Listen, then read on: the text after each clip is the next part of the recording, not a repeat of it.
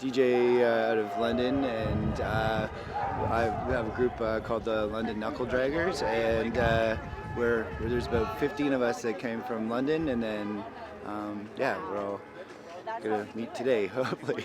So I couldn't help but, I was overhearing some of the issues you're having here. Can you explain what just transpired? Well, we can't bring up our own table or a table to put something on. We didn't put it in the permit. And I just find it kind of ridiculous that you have to put that you're going to bring a table. Like, you have to have a full itinerary of stuff that you're going to be bringing up on the hill. It just, they make up the rules and then enforce the rules as it goes, and it just makes it more and more harder to be up on the hill, right? So we should have the freedom to be on the hill and to be able to protest, even with a table.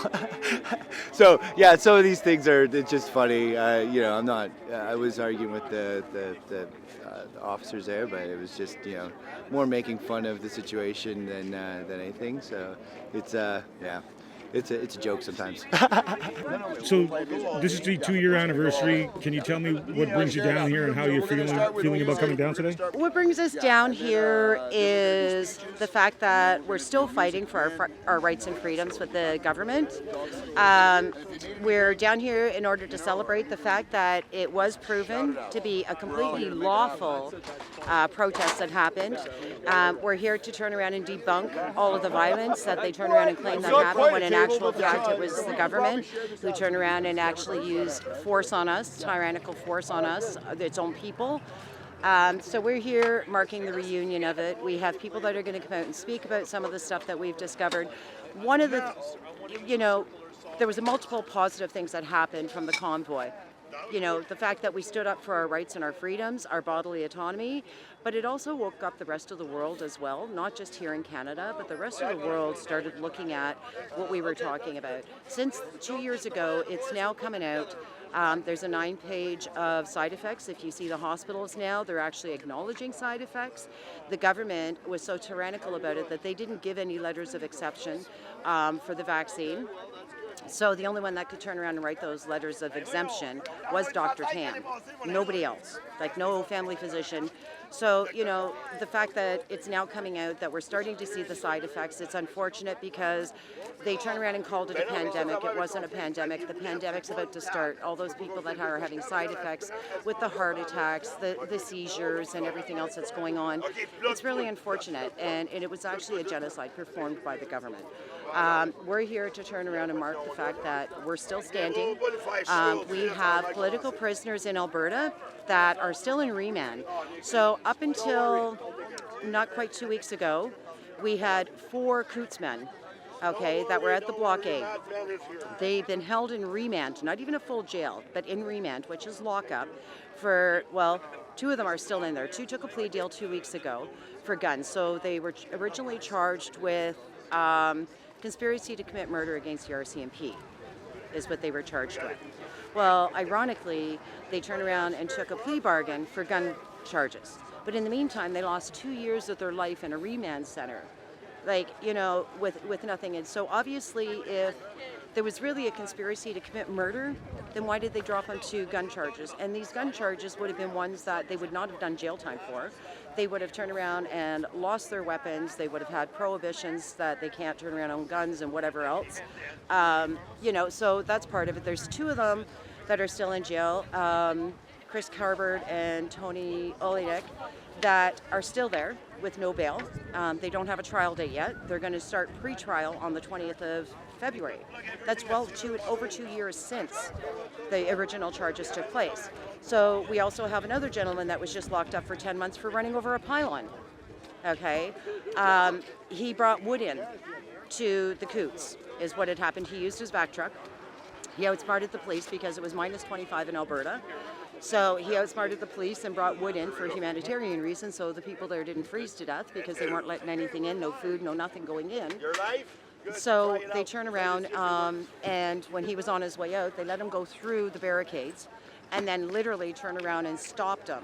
Right, like after he went through, they waved him through the barricades, and so he got 350 feet, and they waved him over. They jumped out of the car and waved him over. He ran over a pylon, and they gave him 10 months in jail, claiming that he tried hitting somebody. We have Windsor that went on where it was left open, 2 blocks away from the Windsor-Detroit border. By the way, Canada doesn't own that border. So for them to turn around and go on about infrastructure, that's actually owned privately by a man in the USA who turned around. His father actually bought it because of a protest, a truckers' protest over gas years prior. And you can check all of this. So this is why they had to block off Windsor-Detroit. Like they blocked off the Windsor border 2 blocks beforehand because they didn't own it. They had no rights blocking that off. And they had no right stopping us because when they turned around and they notified the owner of that bridge, he said no, he wasn't going to stop it. That was the reason why his father bought the bridge, was because of the fact of what was going on back then for the prices of gas and stuff, right? So that's where that came into it. And again, we go back every year. We've been going back. We have, like I said, we have somebody that's locked up for 10 months. One thing that we're noticing is the fact that, and I'm not sure if you're aware of this, but the court systems are so backed up that we have human traffickers that are getting off because they're so adamant that they're going to turn around and prosecute people from the convoy for standing up for their rights. We have human traffickers, we have drug lords, as well as we have people getting off on rape in Windsor in itself. Okay, we have a really bad system, and if you turn around and take a look, right now currently the court systems are short 21 judges, okay? And the reason for that being, it's not that we don't have qualified judges, it's the fact that they do not fit Trudeau's ideology. So until he finds judges that actually fit his whole ideology and sides with him, he's not filling those positions. So it'll be interesting to see what happens. Prime example is the gentleman that got the 10 months. We discovered that the judge that was hearing his case donated to the Liberal Party 26 times in the past. And she did make a comment with pertaining to it being a political move. So under the circumstances, there's a lot that goes on, and it's the ideology. So this is why we're here, is to point out to people that, this is not our Canada. Our Canada is supposed to be here we're supposed to be in a democracy, we're supposed to be looking out for our own. That's not happening with the government that we have going on today, and it didn't happen 2 years ago, right? Democracy means that these are people elected by us that are supposed to be listening to us and taking direction from us, not dictating to us. So, So I've understood that the message has changed a bit in terms of freedom per se. The message is now government overreach. What are your thoughts on that? It is complete government overreach, and it was government overreach right from the mandates of the vaccines. Okay, that was government overreach. There's 2 principles that we run off of here in Canada, and that is us having freedom of choice. Your bodily anatomy, okay, is your choice. When a government turns around who's not a medical professional, who went against the actual medical professions, okay, that said, no, this is not a good idea, that's government overreach. When a government thinks that they know more than an actual medical person who's went to school for 7 years and longer, okay, for the government to say, well, this is what we're going to do. If you turn around and take a look, a lot of these ones that they're taking the information from, they're not even medical doctors. Okay, yes, they have doctorals, but it doesn't make them a doctor. You can turn around and get a doctor's in art. Okay, but that doesn't mean that they're qualified to turn around and tell you what should or shouldn't go into your body. So it is overreach, and it's continuously being overreach. When we can't take care of our veterans, but yet we can send money off to war, that's an overreach, right? Charity starts at home. Like, don't get me wrong, I understand that, we should help if we can, but when you're strapped and your people are living on the streets, and this is, it's horrible. Like I said, I'm from Alberta. I'm seeing the homeless there at -40. I've been staying down in New Brunswick, so I'm seeing it there in a small little town. Our little town turned around and called for a state of emergency because of the homelessness. And our Higgs turned around and said, it's not unusual. Like, look at our streets. You go 500 feet on either side of Parliament, and we have homeless living on the streets. But right in front of this pretty little building, they put this fake mask on saying that everything's just fine here when it's not. So it is overreach, complete overreach. Overspending, not following through with our money and stuff. That's overreach. Them telling us what to do. Now, come May of 2024, we're supposed to get the World Health Organization in. And people need to take a look at that kind of stuff too, because that's not in our best interest. Why do we need, and I stand with Danielle Smith on this one, why do we need people from outside of our own country telling people in our country what to do? We have our own professionals here. So, Trudeau turned around and screamed about foreign interference when it came to the donations that happened with the convoy and stuff. Well, maybe we should look at the foreign interference that's going on in our country, that's taking away our rights, that's overstepping their boundaries and taking away our democracy. So there was a couple here for about 2 weeks. They were protesting. They basically had a sit-in, and they sat out through the night and whatnot. And I asked them what they were here for, and what they said was they were here for an apology, and they were looking for an apology from Justin Trudeau, the Prime Minister, in terms of how he characterized the Freedom Convoy organizers and those who participated, and how the words that he used did a lot to actually damage not only the Freedom Convoy reputation, but it damaged the fabric of the nation in terms of how we kind of see each other. Well, when the government calls their own people terrorists, what does that say? Okay, we're being treated like third world country. Okay, again, we're a democracy. To turn around and call us misogynistics and everything else like that, no, we have a right to demonstrate. Okay, that's why we were here. And yes, we do deserve an apology. We deserve more than just an apology. We deserve a whole new government. Okay, and I'm not going to put this whole blame, yes, the whole blame back in 2022 was on the Liberal government for calling the Emergencies Act, but I'm also turning around and putting the blame on the NDP party. Because right now, since that time, if it was not for the NDP party propping up the Liberals, we wouldn't be going through this tyrannical stuff today. We might have a half an ounce of moving on with our lives. This is going to take a lot of healing. And they've tarnished us. We're now to the point where other countries don't even want to do business with us anymore. And we are one of the richest countries in the world. And this is because of the NDP and the Liberal coalition that's going on. And yeah, they do owe us a huge apology. What would you like to see come out of today? A lot more awareness to the people that don't understand why we're here. There's still a lot of people, and again, it goes back to, and I don't like using this term loosely, but it goes back to the Nazis, Nuremberg. This is Nuremberg 2.0. When you control the media, you control the masses. And the media is not there to tell the truth of what's going on. They're telling you their insight only. Okay, and what the narrative is that the government is looking to do. People need to turn around and get away from the legacy media and start looking at independence. Okay, like the Plebe, among other ones. These are individuals that are telling the truth and what's going on worldwide. There's always three sides to every story, and unfortunately, journalism is supposed to be about showing all sides to the story. That's not happening anymore, and it hasn't happened since 2021 when the government turned around and put licensing in place for media. So again, you control the media, you control the masses and what they're thinking. So yeah, we deserve a huge, huge apology, and I want to see a non-confidence. We put a petition in, which was the largest petition in Canadian history, of just under 370,000 signatures of a non-confidence vote. My journey started at the 302 when the convoy got here. I'm not a trucker.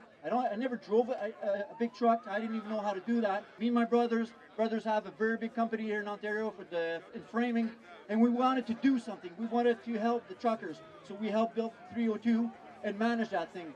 And that's where my journey started. I never did lives. I never would stand in front of a crowd and talk. And I've evolved over those 2 last years. I saw people from Quebec join with people from the rest of Canada, French-speaking people working with English-speaking people, and put our differences apart for a better goal, a better Canada, a better country. And today, I'm looking at everybody here, and what am I seeing? I'm seeing unity. I'm seeing differences put aside for a common goal, and that common goal is very simple: being respected in our country by the government. Having somebody up there that will not listen to us, that will not acknowledge the fact that they're putting in place policies that are crushing our rights, stepping on our Constitution and our Charter of Rights is wrong. 2 years into this, we're there. We're still here. We're still getting that message across. We're getting organized. And as I was saying, Chris Dacey and Derek Noonan, they had a press conference. How did that happen? I asked them. They learned the system. They learned how to use the system. We are learning. We are evolving. And the result is what we're seeing here today. 2 years into this, we're still there. This is like, in my opinion, a chess game. You don't win a game of chess against pros in a few moves. And you lose pieces along the way. And that's the way it goes. But we're not quitting. We're getting educated. We're getting involved. We keep getting involved. I've seen a lot of people here with documents using the legal avenues to get where we need to go. This takes time. Last thing we need to do is quit. We're not quitting. And I can see it with all these community leaders doing it. So hats off to everybody here that came here to pass the message and give hope to everybody that's still trying. Do not quit. Keep on going. I'm so proud of being a Canadian today, a French-speaking Canadian in Quebec and in Canada. Thank you very much and keep it up. Did you say smile? I'm curling. My niece is curling.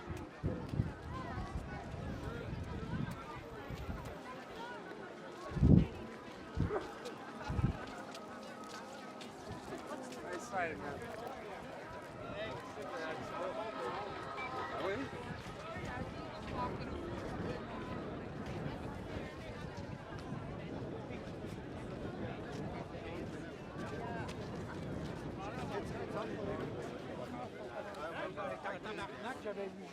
She's now on YouTube because they kicked her off Facebook. I would take it a little hotter, but it's nice. Ooh,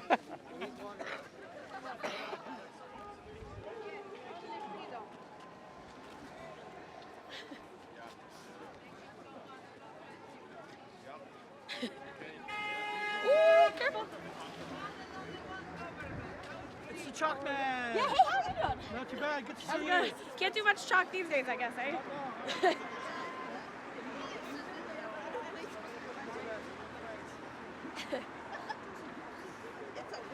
So you're the anti-convoy protest? Counter-protester, yeah, I guess more than anything. How are you feeling about today? Not happy to say the least, but also, you know, it's gonna happen, right? They're gonna do this every year. But not happy because they're honking, they're bringing in I'm not sure if you were here yesterday and saw the train horns, cruise ship horns. So they're bringing in the same kind of violence that they did before, just smaller versions of it to remind us of what we went through. And it's awful. We shouldn't have to be worried about our communities like this again and have to warn each other and look out for each other in the way that we are whenever they come to town. But, yep. Just here to remind them that there was nothing peaceful about the convoy. Y'all are abusers. That's it. Especially you. This guy doesn't know. Here, let me give you a hug. Don't touch me. Oh, come on.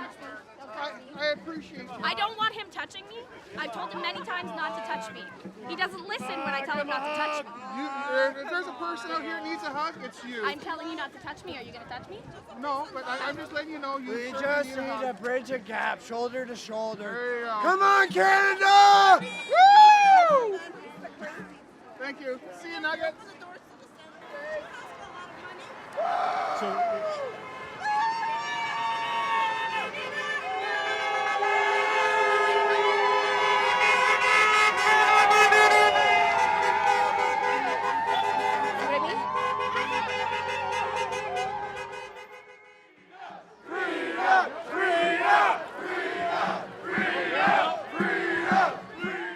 call me the Chalkman because I come down here with sidewalk chalk and do big messages here.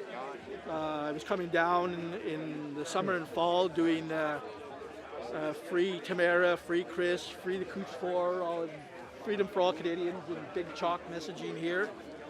And then they'd come and power wash it off, and I'd come back the next day because dollar store chalk is cheap.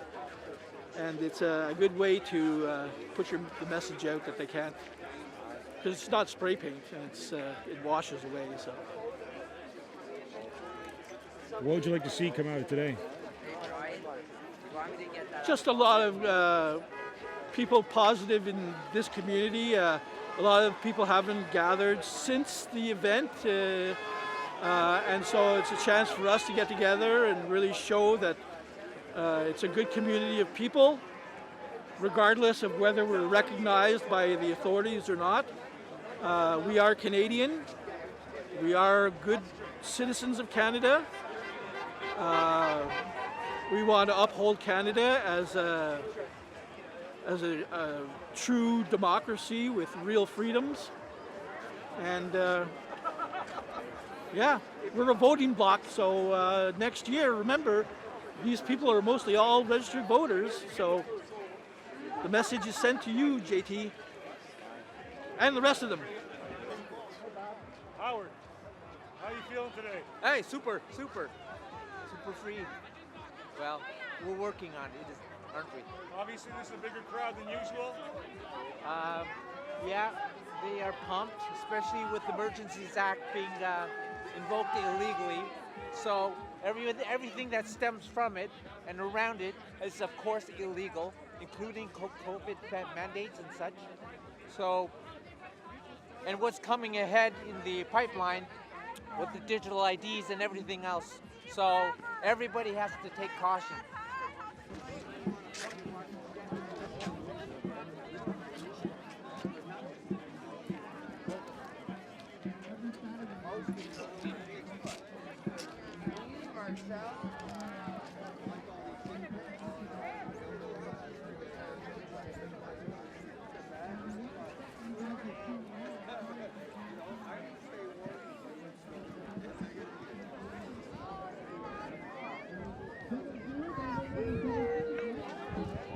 How long did it take you to make all those signs? Half an hour. How did you feel about when you were making them? Emotional. Did it pass? I think that Julian is really the peak of the freedom of speech, freedom of information, and freedom of press. And if Julian falls, we all fall. So that was really important for me to mention. He's going to court, last appeal on February the 20th.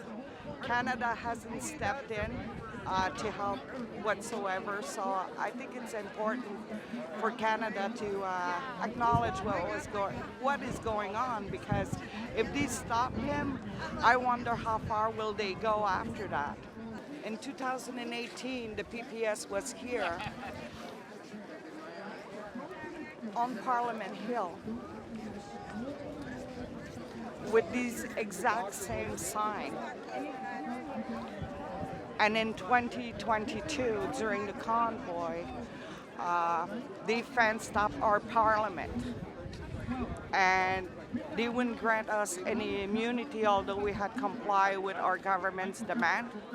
And now, with what we know now, that it was illegal to call the emergency inquiry, I think it's even more important to find out what is the power of the PPS here on Parliament Hill, and why was the RCMP standing on the hill? I believe that it's unconstitutional to have the RCMP here ruling on Parliament Hill, and I'm looking for answers. You breach the order of Justice McLean or our Bill of Rights, you can personally be sued. Right? What happened there? So what's the story? Well, 2 weeks ago, I was here on the Hill, and like how I speak here all the time.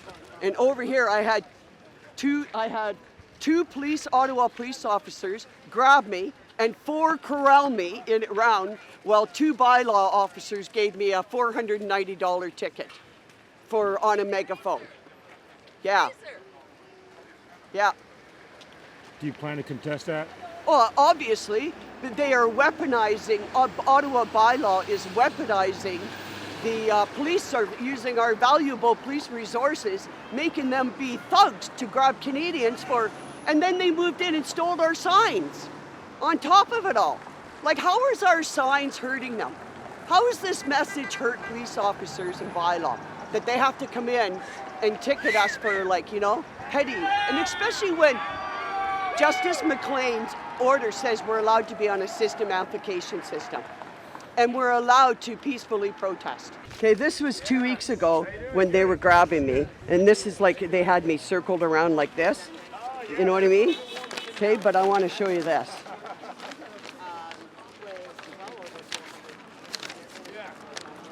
I had an asthma attack on the hill. Remember I told you I had an asthma attack and that they shoved me back into the back seat of the vehicle? This woman here has my asthma medicine. She hands it off to another, like, you know what I mean? Like they just kind of hand it off. Now, see, I'll show you. This is how many men attended me on the hill. And this is when they pinched me, when they were unhandcuffing me. And I had like 8 men. Remember I told you I had 8 men? Okay, well, I'll show you this. This is when they press on pressure points on your arm, they leave bruises. I had bruising left on my arm from when they pressed on the pressure points on my arms to put me to the back seat. I just want to show, because nobody would believe me unless I told you. See here? You can see the bruises a little bit better there.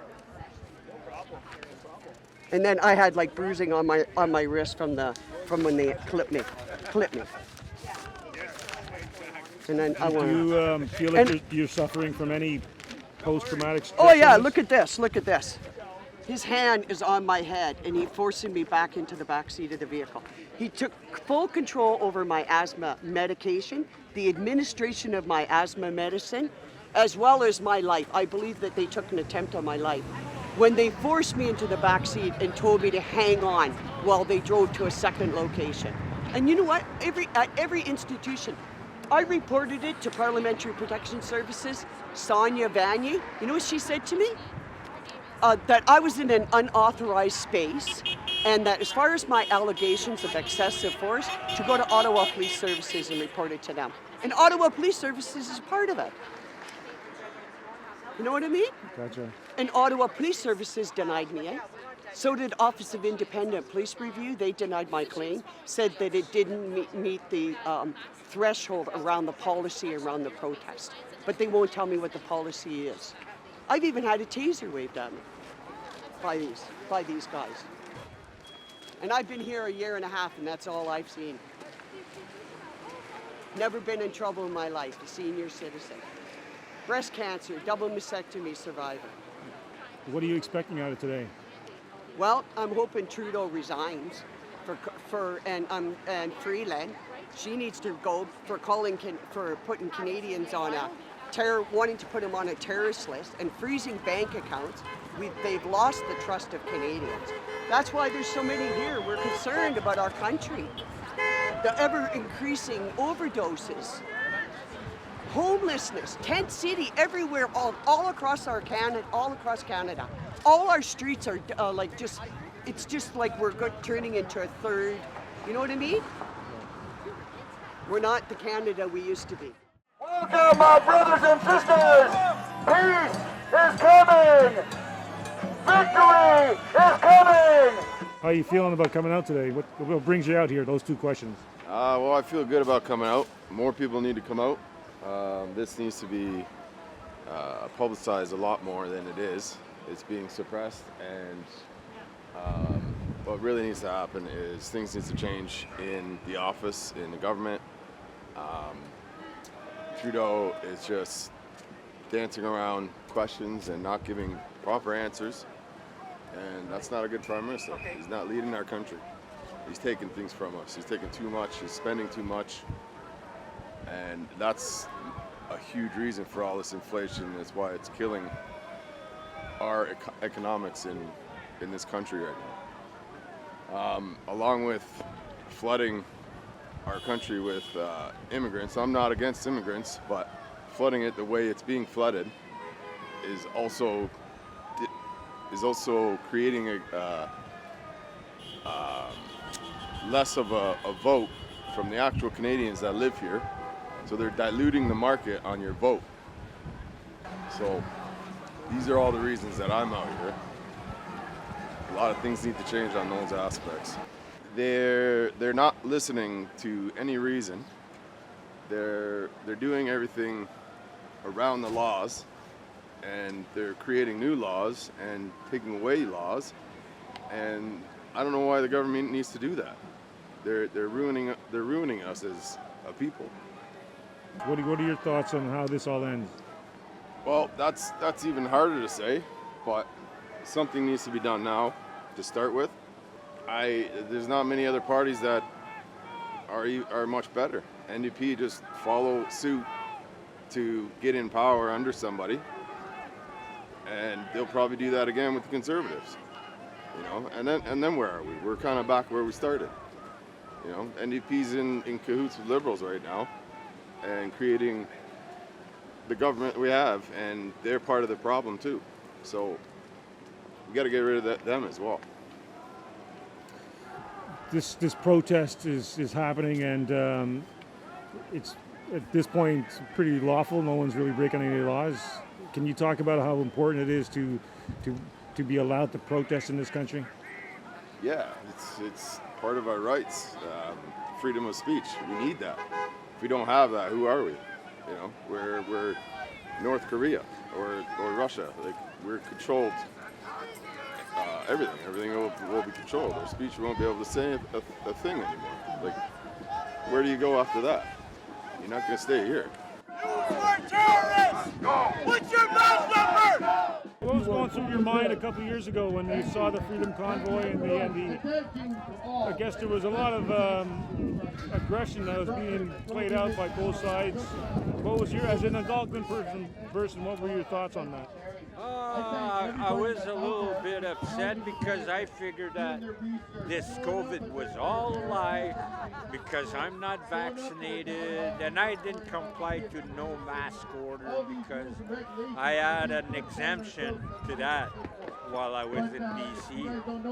And they tried to force it even though when I had the paper, and I said, I'm going to shut you down.